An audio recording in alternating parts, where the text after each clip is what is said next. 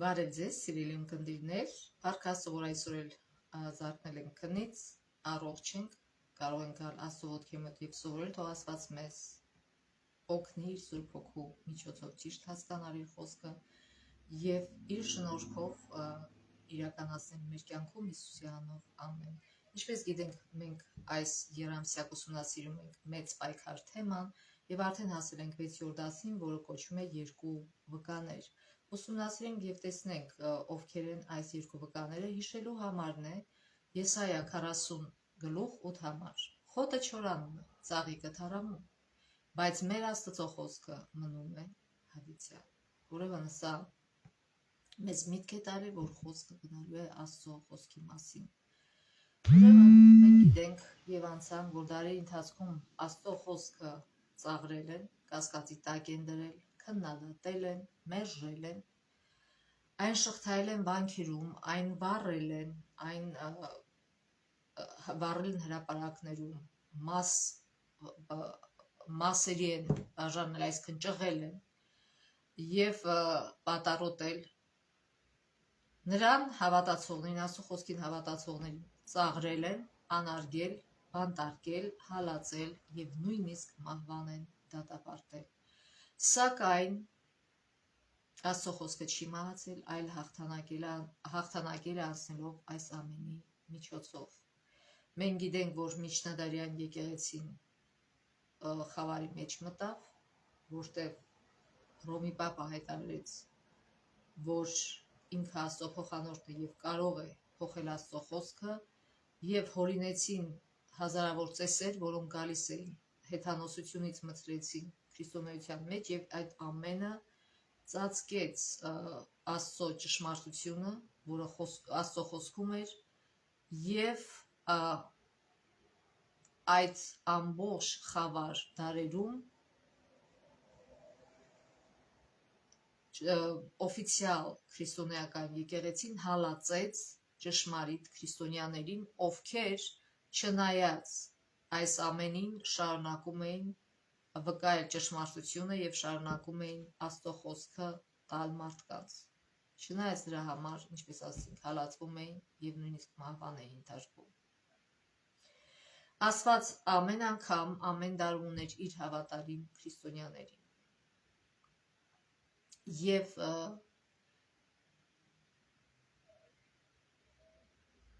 չնայած այս բռնություններին, ճնշումներին ու հալածանքին, Աստծո խոսքը չդադարեց հռչակվել։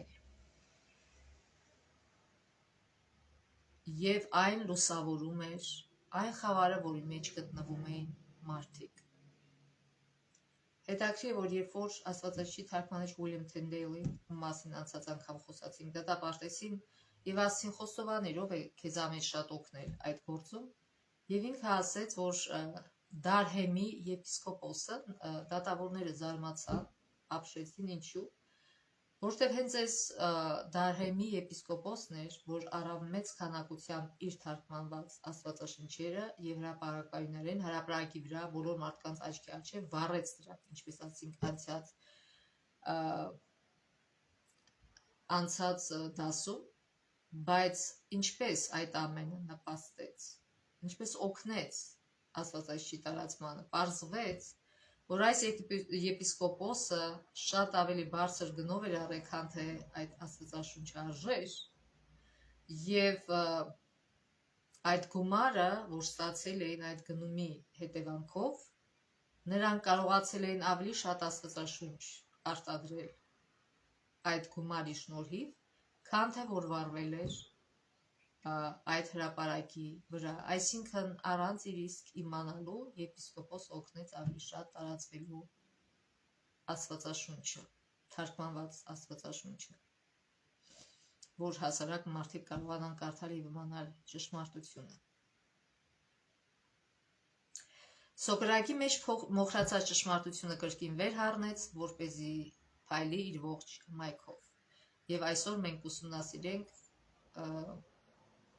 Աստվածաշնչի եւ քրիստոնեական հավատի դեմ ուղղված ամենադաժան հարձակումներից մեկը, որը տեղի ունեցավ ֆրանսիական հեղափոխության ժամանակ, երբ Ֆրանսիայի փողոցներում արյուն էր հոսում,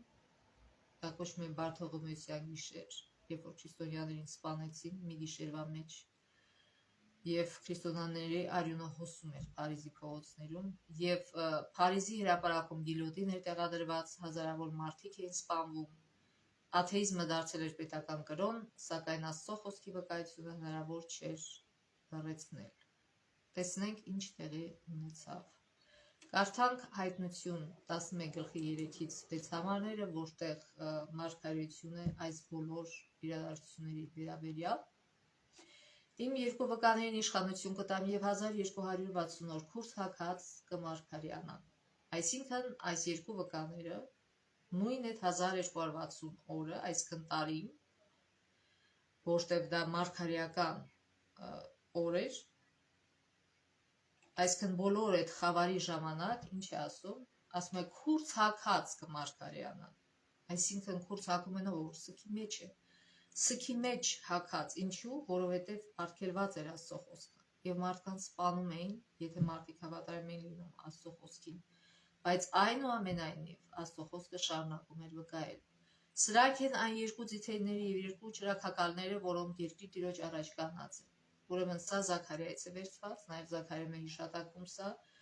որ ուրեմն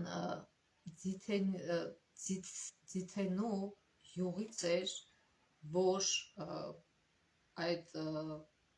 ճրագակալները ստանում էին իրենց լույսը, ձիթենի յուղով էին վառում։ Եվ ուրեմն մենք գիտենք, որ Աստվածաշունչում ձիթենու յուղը խորհրդանշում է Սուրբ Հոգին, իսկ ճրագակալը խորհրդանշում է Աստծո խոսքը, ինչու Դավիթը իր խոսքում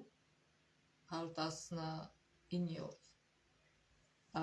Սաղմոսում ասում է, որ քո խոսքը իմ ոտքերի համար լույս է, ճրագ է իմ ոտքերի համար։ Այսինքն խոսքը գնում էր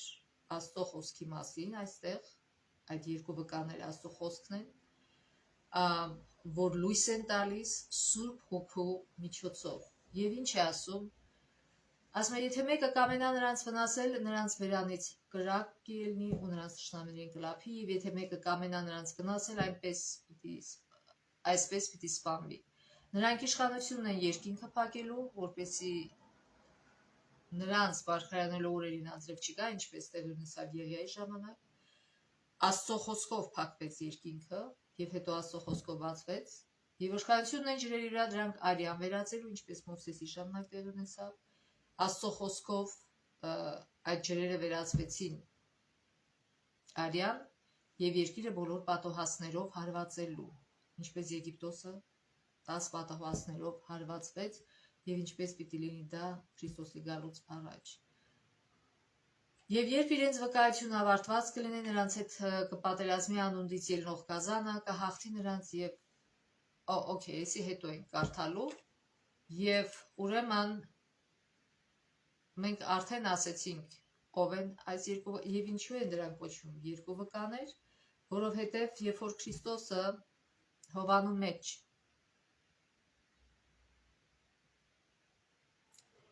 ասեց, որ դուք ուսումնասիրում եք Աստվածաշունչը, որպեսզի փրկություն գտնեք, եւ այո, Աստվածաշունչը վկայում է իմ մասին։ Եվ այդ ժամանակ, երբ որ նա դա ասեց, միայն 5 կտակարաններ։ Բայց հետո ինչ ասեց Հիսուսը, որ ուրեմն Հովանես 5:39 համարում Հիսուսն ասում է, որ 5 կտակարանի Սուրբ գրությունները վկայում են իր մասին, նա նաև ասում է, որ ավետարանը որպես վկայություն հռչակվելու է ամբողջ աշխարհին։ Մատթեոս 24:14-ում ասում։ Եվ ավետարանը, ինչպես մենք գիտենք, դա նոր կտակարանն է։ Ուրեմն Աստծո այս երկու վկաները ովքեր են, իր խոսքը, հին եւ նոր կտակարանները։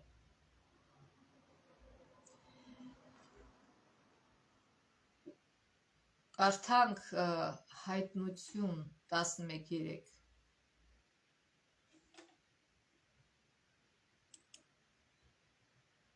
որը նոր կարդացինք, այո, նոր կարդացինք, որ 1260 օր քուրս հագած կմարգարյանան եւ ասեցինք, որ Սա այն ժամանակահատվածն էր, նույն 42 ամիսը, որտեղ 42 անգամ 30 անում է 1260 օր, և նույն այն նշված ժամանակը, որ 3.5 ժամանակ, այսինքն մի ժամանակը դա մի տարի էր 360 օր, և երբ որ 360 օրը բազմապատկում ենք 3.5-ի, լինում է նորից 1260։ Այսինքն բոլոր այս տեղերում խոսքը գնում է այդ 1260 տարիների մասին, երբ դրա սկզբում սկսվեց հալածվել Աստծո խոսքը և քրիստոնյաները, և դրա վերջում այդ հալածանքը կանգնեց։ Ուրեմն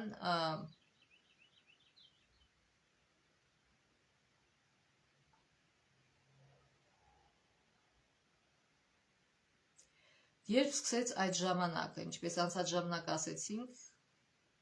պապական տիրապետությունը, երբ որ հռոմեական կայսրությունը թուլացավ և հռոմեական կայսր Հուստինիանոսը 538 թվին մեր թվականության իր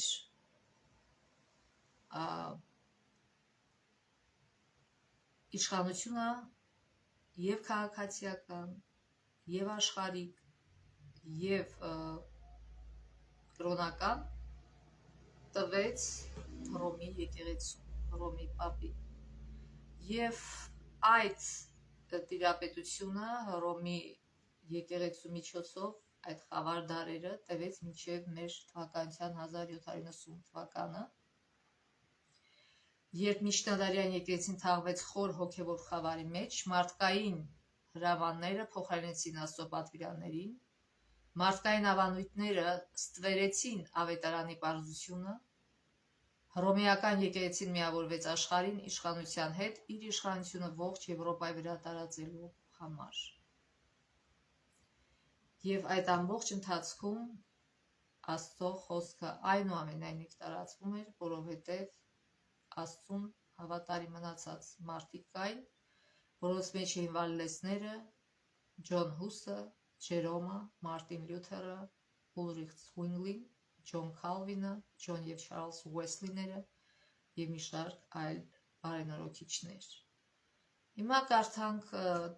այդ օրերից հետո ինչ տեղի ունեցավ, Հայտնություն 11 գլուխ 7-9 համարները, 7-ից 9 համարները։ Եվ երբ իրենց վկայությունը ավարտած կլինեն, նրանց հետ կպատերազմի անունդից ելնող գազանը, կհաղթի նրանց և կսպանի նրանց։ Եվ նրանց դիակներն ընկած կմնան այն մեծ քաղաքի հրապարակում, որ այլաբանորեն Սոդոմ և Եգիպտոս է կոչվում, որտեղ էլ խաչվեց նրանց Տերը։ Եվ ժողովուրդներից ու ցեղերից, լեզուներից ու ազգերից 3.5 օր կտեսնեն նրանց դիակները և թույլ չեն տա, որ նրանց գերեզման դնեն։ Այսինքն, ինչ տեղ ունեցավ 1798 թվականին։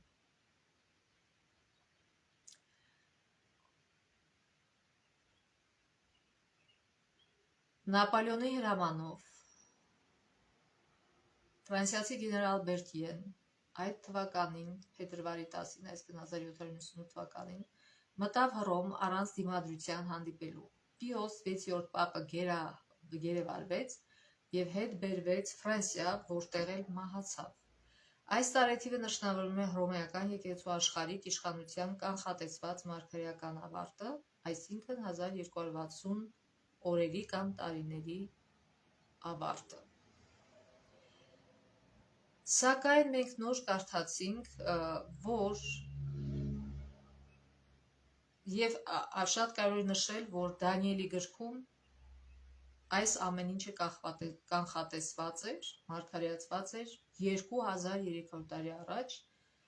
և իրագործվեց, այսինքն սա ինչ է ապացուցում, որ մենք կարող ենք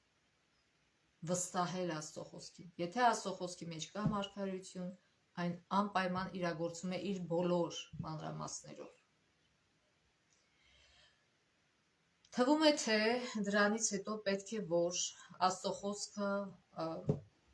տարածվեր, բայց մինչ այդ 1789 թվականին ֆրանսիական հեղափոխության միջոցով Աստծո խոսքը նոր հարձակումներ ստացավ եւ ինչ տեղ ունեցավ այդ հեղափոխության ժամանակ։ Կառավարությունը պաշտոնապես հիմնեց բանականության պաշտամունքը որպես պետության կողմից հովանավորվող աթեիստական կրոն, որի նպատակն էր փոխարինել քրիստոնեությունը։ 1793 թվականի նոյեմբերի 10-ին ողջ երկրում անցկացվեց բանականության փառատոն, եկեղեցիները ողջ Ֆրանսիայի տարածքում վերածվեցին բանականության տաճարների եւ գահ բարձրացավ մի կենդանի կին, որպես բանականության աստվածուհի, փողոցներում այրվում էին աստվածաշնչերը, հայտարարվեց, որ Աստված գոյություն չունի եւ մահը հայտարարվեց որպես անվերջ քուն։ Սատանան անաստված մարդկանց միջոցով սպանեց Աստծո երկու վկաներին, այսինքն Աստծո խոսքը, որ բացարձակապես այդ 3.5 տարին չէր քարոզվում, նրանց դիերը ընկած կմնան, ինչպես գրված էր Հայտնություն 11:8-ում, հիմա ասում է այլաբանորեն Սոդոմ եւ Եգիպտոս է կոչվում։ Ինչու է այդպես, որտեղ Եգիպտոսը ինքը բազմաթիվ աստվածների պաշտում, որոնք իրականում չաստված էին, այսինքն իրականում ինքը չէր պաշտում, Եգիպտոսում չէին պաշտում ճշմարիտ Աստծուն, եւ դրա համար այստեղ համեմատվում է Սոդոմին, եւ նույնը տեղի ունեցավ Փարիզում, Ֆրանսիայում, նրանք հայտարարեցին, որ Աստված ճշմարիտ Աստված չկա։ Իսկ Սոդոմը ինչ էր, ահավոր անբարոյականության կենտրոն էր դարձել, որի պատճառով այն ոչնչացվեց, եւ այս ֆրանսիական հեղափոխության ժամանակ այս երկու վկաների հին եւ նոր կտակարները մահացան աթեիզմի եւ անբարոյականության պատճառով, որոնք ծավալվեցին, երբ սովորական սահմանափակումները մի կողմ դրվեցին հեղափոխության եւ արյունահեղության ժամանակ։ Այսինքն տեսնում ենք պարզ ինչպես է հայտնության մեջի մարգարեությունը իրականանում, որտեղ իրոք 3.5 տարի դա տևեց։ Ինչպես մենք կարդացինք, ուրեմն աթեիզմ իր գագաթնակետին ներ ֆրանսիական հեղափոխության ժամանակ, որը տևեց մոտ 3.5 տարի։ Այս ժամանակահատվածը, ինչպես նոր նշեցինք, սկսվեց 1793 թվականի նոյեմբերի 26-ից, երբ Փարիզում ընդունված հրամանագիրը վերացրեց կրոնը, մինչև 1797 թվականը հունիսի 17-ը, երբ ֆրանսիական կառավարությունը հանեց իր սահմանափակող կրոնական օրենքները։ Գիտեք ինչի հանեց, որտեվ անբարոյականությունը, անօրենությունը այն աստիճանի հասան, որ արդեն հնարավոր չէր գոյատևել այդ հարագաների մեջ, եւ իրանք հասկացան իրենց սխալը եւ իրենք էլ հենց հանեցին այդ կրոնական սահմանափակումները եւ ինչ տեղի ունեցավ դրանից հետո Հայտնություն 11:11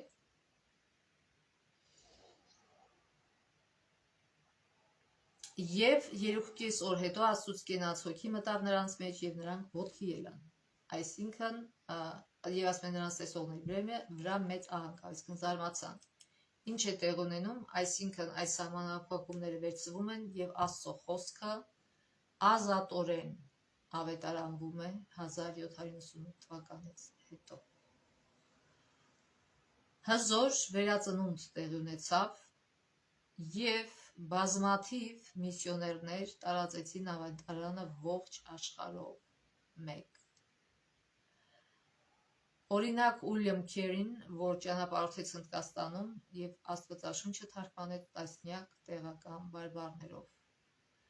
Աստվածաշի զորությամբ մղված ավետարանիչներ ուղարկվեցին աշխարհով մեկ։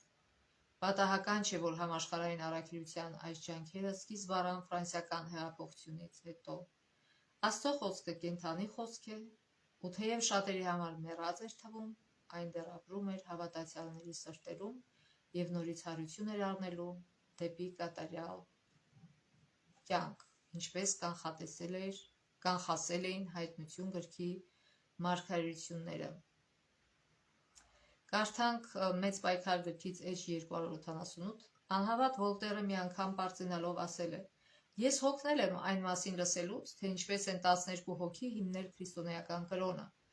Ես կապացուց եմ, որ մի հոգին էլ բավական է այն տապալելու համար։ Նրա մահից հետո սերունդներ են անցել, միլիոնավոր մարդիկ պատերազմել են Աստվածաշնչի դեմ, բայց այն ոչ միայն չի ոչնչացվել, այլև այնտեղ, որտեղ Վոլտերի օրերում գոյություն ուներ 100-ը, այսօր կա Աստծո գրքի 10,000 եւ նույնիսկ 100,000 օրինակ։ Քրիստոնեական եկեղեցու վերաբերյալ վաղ բարենորճիչներից մեկը նշել է Աստվածաշունչը մի սալ է, որը շատ մուրճեր է մաշել։ Եվ հետաքրքրականը ինչումն է, որ երբ որ Վոլտերը մեռավ,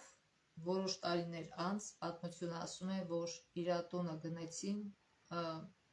եւ սարքեցին Աստվածաշնչի հրապարակման կետ։ Այսինքն, իրոք, ով որ դեմ է գնում Աստվածաշնչին, վերջի վերջո կործանման է ենթարկվում եւ Աստծո խոսքը միշտ հաղթում է։ Այն կարող է հարձակման ենթարկվել, ճնշվել, սակայն այն երբեք չի ոչնչանա։ Անգամ շատ քրիստոնյաներ տարբեր ձևերով խաթարում են նրա հեղինակությունը, կասկածելի համարելով Աստվածաշնչի առանձին մասեր, կամ այնքան են շեշտում մարդկային տարրերը, որ Աստծո խոսքը կորցնում է իր աստվածային կնիքը եւ խեղաթյուրվում է աստվածային ճշմարտությունը։ Բայց այն մարդիկ, ովքեր անկեղծ սրտով Սուրբ Հոգու օգնությունով ուսումնասիրում են, տեսնում են, որ ոչ մի հակասություն չկա Աստվածաշնչի մեջ, որ ամեն ինչը բացատրվում է, Աստվածաշունչը ինքն իրան բացատրում է հոյակապ ձևով։ Եվ այսօր Աստծո խոսքը կենդանի է, խոսելով մարդկային սրտերի հետ, նոր շունչ հաղորդելով նրանց, ովքեր պատրաստ են լսել խոսքը եւ հետևել նրա ուսմունքներին։ Եվ չնայած թշնամու հարձակումներին Աստծո գործը երկրի վրա կհասնի իր փառահեղ գագաթնակետին, այն վերջնական կհաղթի, Քրիստոսի եւ սատանայի միջև մեծ պայքարը կավարտվի նրանով, որ Քրիստոսը լիովին կհաղթի դժոխքի ուժերին։ Աստծո թագավորությունը կհաղթի չարին եւ մեղքն ընդմիշտ կվերանա տիեզերքից եւ Հայտնություն 11-րդ գլուխը սկսվում է սատանայի փորձով։ Նա ցանկանում է ֆրանսիական հեղափոխության միջոցով ոչնչացնել քրիստոնեական հավատը եւ իսպառ վերացնել հավատը Աստծո հանդեպ, սակայն այդ գլուխը ավարտվում է չարի իշխանությունների եւ զորությունների հանդեպ Աստծո թագավորության հաղթանակով։ Այն քաջություն է տալիս բոլոր նրանց, ովքեր հանուն Քրիստոսի եւ նրա ճշմարտության անցնում են գրապոտ փորձությունների միջով։ Այսինքն, տեսեք, սատանան երբեք չդադարեցրեց իր պայքարը, սկսված քրիստոնեական եկեղեցու առաջին օրից, հալածեց, խաբեց եւ իր գագաթնակետին ասավ ֆրանսիական հեղափոխության ժամանակ, երբ որ ոտնատակ եղավ Աստված եւ իր օրենքը եւ դրա հետևանքն էր 3.5 տարվա ահավոր անբարոյականության եւ անօրենության վիճակը, որդիրեց այնտեղ եւ մարդիկ հասկացան, թե ինչ մեծ սխալ են գործել։ Կարդանք Հայտնություն 11 գլուխ 15-ից 18 համարները։ 7-րդ հրեշտակը փողը հնչեցրեց ու երկնքում ուժեղ ձայներ եղան, որ ասում էին. աշխարհի թագավորությունը մեր Տիրոջը ու նրա յոթյալին դարձավ, եւ նա պիտի թագավորի հավիտյանս հավիտենից։ Եվ 24 երեսները, որ Աստծո առաջ նստած էին, իրենց աթոռներին ընկան, իրենց երեսների վրա եւ երկրպագեցին Աստծուն ասելով. Գոհություն ենք հայտնում քեզ, Տեր Աստված ամենակալ, որ էիր եւ ես, որ քո մեծ զորությունն արար եւ թագավորեցիր։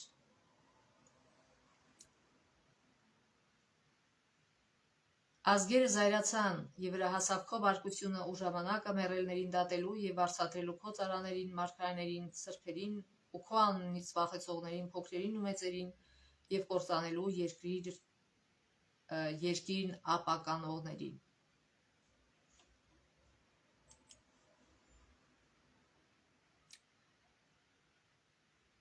Ուրեմն այստեղ նկարագրվում է, որ այդ մեծ պայքարից հետո չարը պարտվում է, Հիսուսը հաղթում է եւ արդարությունը հաղթանակում է։ Գտելի ճշմարտությունը եւ լավ կլինի, որ մենք հետևենք մեծ պայքար Էջ 278-ում Էլեն Ուայթի տված հետևյալ խորհրդին, Այն, ինչ հիմնված է մարդկային հեղինակության վրա, պիտի փլուզվի, բայց ինչը, որ հիմնված է Աստծո անփոփոխ խոսքի ժայռի վրա, մնալու է հավիտյան։ Եվ հետաքրքիր է, որ Հայտնություն 11:19 համարը ասում է, վերջին համարն է այդ գլխի,